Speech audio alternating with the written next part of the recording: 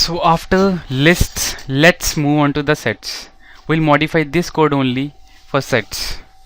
Now sets have two functionalities, like sets will not may or may not maintain the order of insertion.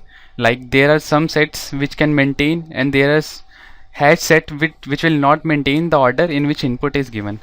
And for our Android tutorial, we'll primarily be using hash sets. And one more thing, sets will not allow duplicates. So if I've given Pune twice, it'll just take once. So let's navigate to sets. I'll just modify the same code. Instead of list, I need set java.util again, and instead of array list, we'll use hash set.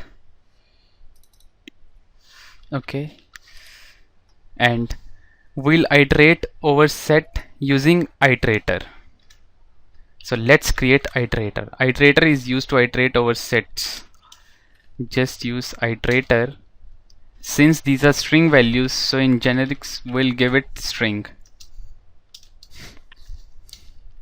Give it a name.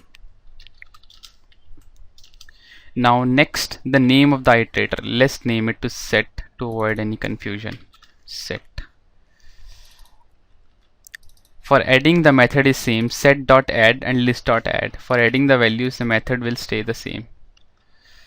Iterator equals set.iterator. These are the inbuilt methods for iterating over sets. Now how to iterate?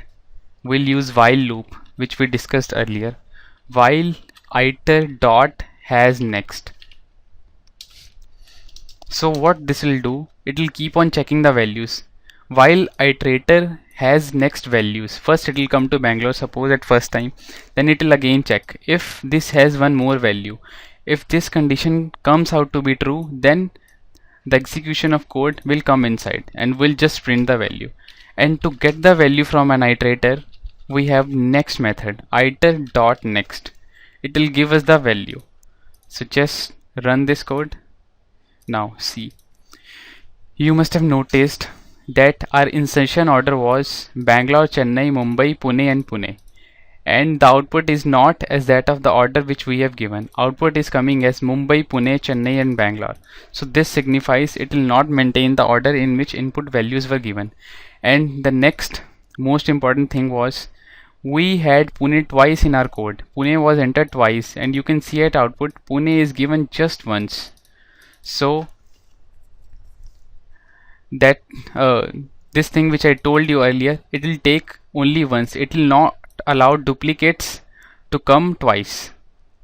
Okay, so duplicate, if there are two duplicate values, it will just consider it as one. So Pune, if it is coming twice, it will just consider it one time. So this is the functionality of the sets.